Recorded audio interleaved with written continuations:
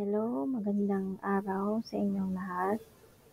Okay, so malapit na tayong matapos sa ating lesson. And today, wini-welcome po kayo sa another chapter ng ating subject, Occupational Safety and Health, Chapter 11, which is Compensating Diseases and Injuries. Okay, so sa trabaho, hindi naman naiiwasan na merong aksidente, ganyan. Kagaya nung previous discussion ko, di ba nabanggit ko na meron kaming empleyado dati na nag-grinder yung kamay niya. So, accidents happen. Hindi natin yan na na-forecast, na-predict. Okay? So, ano nga ba ang gagawin kapag ang isang empleyado ay na-aksidente or nagkaroon ng sakit or na-injured during during work hours niya or nasa vicinity siya ng company nung nangyari yung injury or disease. Okay, so meron tayong tinatawag na workers' compensation. So makikita niyo dyan, system of benefits provided to employees. So from the term compensation, binabayaran yung danyos na nangyari doon sa empleyadong na aksidente, na injure or nagkasakit. Okay? So ang workers' compensation sa Pilipinas is anong tawag nito? Initiated or hawak ng Employees Compensation Program. Okay, so this is a government mandated na program para sa mga empleyado. So wala itong no-fault insurance systems ito wherein nagpo-provide sila ng financial and medical benefits sa mga empleyado na nakaranas ng work-related injuries, illnesses, or disabilities. Okay, so ina-administer to ng wait lang. Ina-administer ito ng Employees Compensation Commission. Wait lang may ayusin lang ako. Okay, so let's continue. So this program is administered by the Employees Compensation Commission. So under siya ng DOLE or Department of Labor and Employment. So yung mga claims is napaprocess siya sa SSS or Social Security System. Okay. So for private sector workers naman, for public sector employees naman, sa GSIS naman or Government Service Insurance System. Okay, so tandaan nyo pag private sector or private yung employee, nagtatrabaho siya sa private company, sa SSS siya. Pero pag sa government siya or public sector, GSIS naman siya. Okay, so what is the coverage of employees compensation program? So ang coverage niyan is yung mga taong nasa private sector workers na naka-register sa Social Security System except doon sa mga self-employed or voluntary members. Okay? Siyempre, kasama din dyan ang government sector employees na naka-register naman or member ng GSIS. Kasama dyan yung mga members sa Armed Forces of the Philippines or AFP, PNP or Philippine National Police, BFP or Bureau of Fire Protection, BJMP or Bureau of Jail Management and Penology, and other government officials na nakakatanggap ng regular salary and also lahat ng casual, emergency, temporary, and substitute or contractual employees. So, lahat covered sa ECP. Okay? So, ang ECP, nag-i-start ang program from the first day of employment. So, pagka-hire mo, eligible ka na sa ECP, Employee Compensation Program. Okay? So, ano yung mga compensable conditions? So, mga compensable conditions, yung mga work-related injuries lang and diseases. Okay, for diseases, kailangan nakalista siya or identified siya as occupational disease. Okay? So, kailangan mapatunayan ng empleyado na nagkaroon siya ng disease nung nagtatrabaho siya. Doon niya nakuha yung disease. So, papaano? Siyempre, um, yung onset nung sakit and also yung kailan siya na-hire, kung covered ba or nag-resign ba siya. So, kailangan niya kasing magbigay ng proof para ma-compensate yung mga araw na hindi siya nakapasok due to sickness. Okay. So, sa injury naman, kailangan ah, merong accident. May accident na nangyari doon sa or during employment.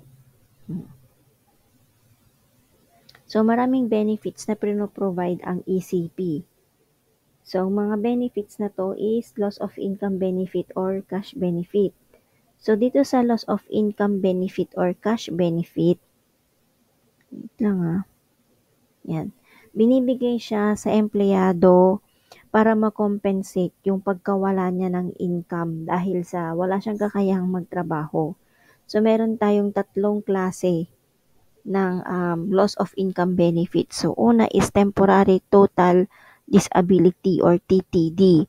So, binibigay ito sa mga empleyado na hindi makapagtrabaho for a continuous period na hindi lumalagpas ng 120 days.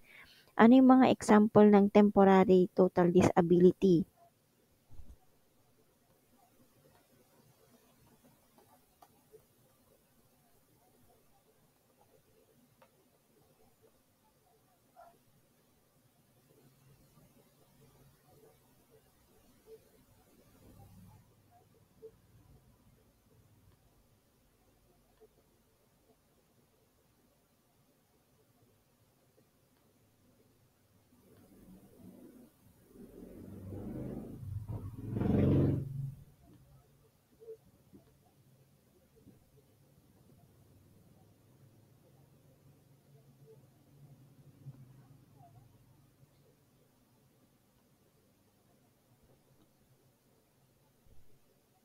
So, example niyan is yung may sprain, yung baby ko, yan.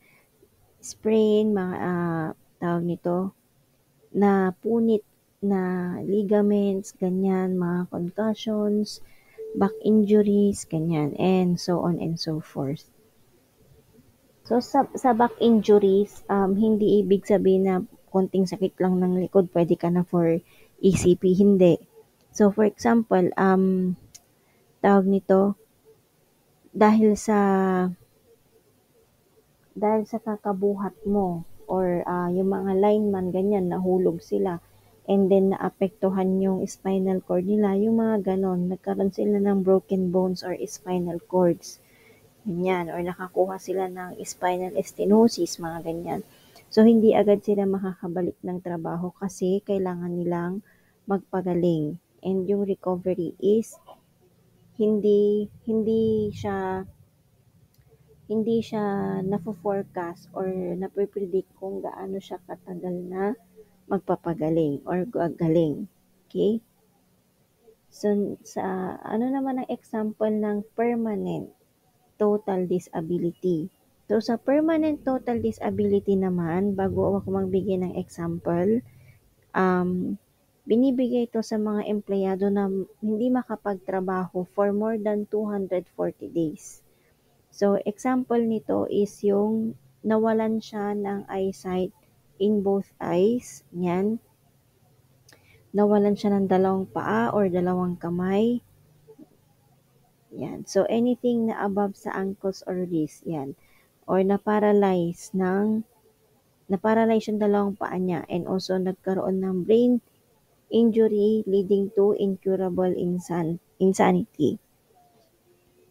Okay, so yan yung example ng permanent total disability. To broaden or para mas lalo nyong maintindihan, another example is yung traumatic brain injury.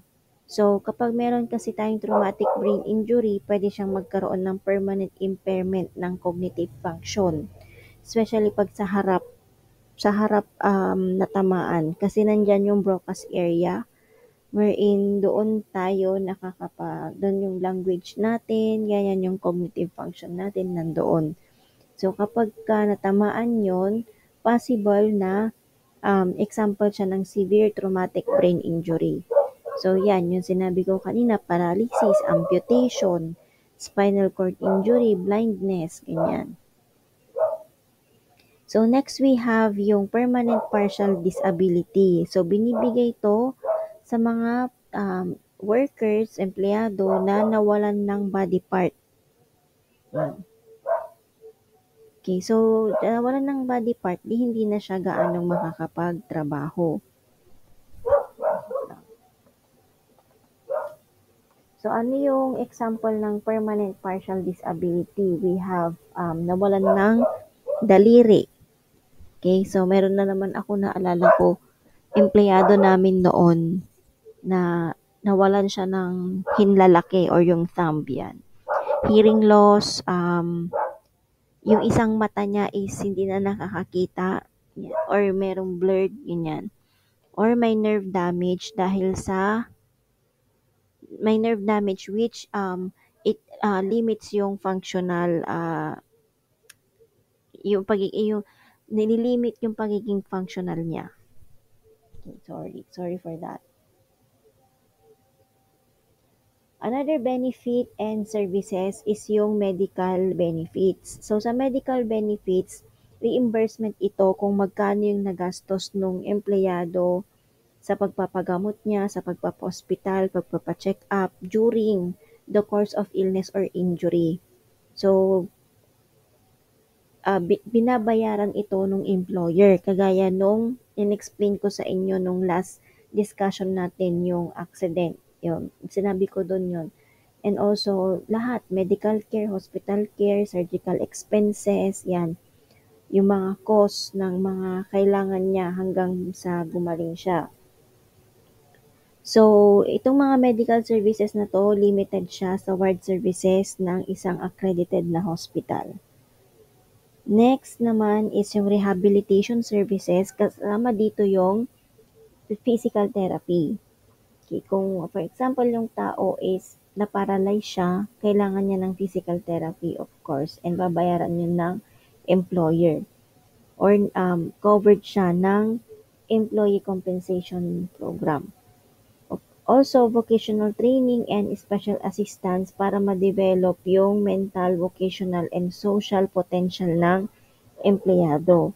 It is to help them na it will help them remain as productive members of society. How about carers allowance? So si carers allowance naman binibigay siya sa employee na nagsuffer ng permanent total disability. For example, nabulag siya, yon. So dahil sa pagkabulag niya, mawawalan siya ng trabaho. So, hindi niya yun magagawa na, hindi siya makakakilos ng sarili niya and kailangan meron siyang kasama para maalalayan siya sa mga pangangailangan niya. So, mabibigyan ng allowance yung tagapag-alaga. Also, death benefits. So, ang death benefits naman, binibigay siya sa beneficiary.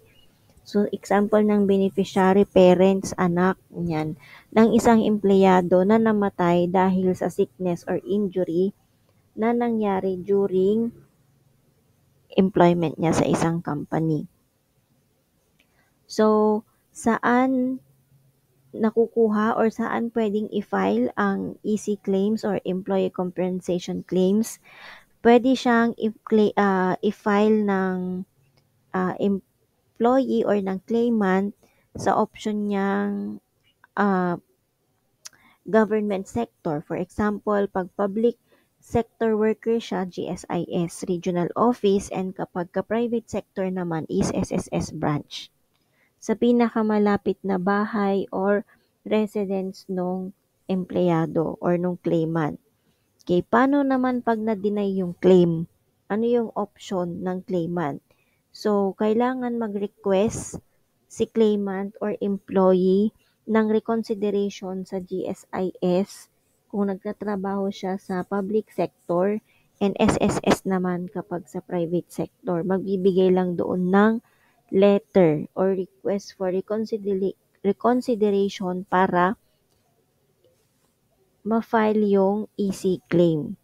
Pero kung denied pa rin siya, kailangan niya ng magsulat ng letter of appeal sa ECC or Employees Compensation Commission, which is under Department of Labor and Employment. So, ang desisyon ba ng ECC is appealable sa korte? Ang sagot ay yes. So, ang decision ng ECC ay appealable. Pwede kang mag-appeal sa Court of Appeals within 15 days from the receipt of decision. So, yung decision ng Court of Appeals is appealable sa Supreme Court. Okay, so more than that, kung meron kayong question, pwede kayong, for example, na-hire na kayo under private sector. Pwede kayong pumunta sa SSS for further information about Employees Compensation Program. So actually maganda to kasi nga hindi nga natin na-anticipate ano ang pwedeng mangyari sa atin during employee tayo ng isang company. Pero syempre, yun nga, may mga limits. Kaya, sinishare ko sa inyo or dinidiscuss natin to para kapag nagkatrabaho kayo soon, alam ninyo ano ang gagawin. Okay, so thank you very much for listening. That ends our discussion about Employees Compensation Program or Compensating Diseases and Injuries. So, see you soon, class. Bye-bye.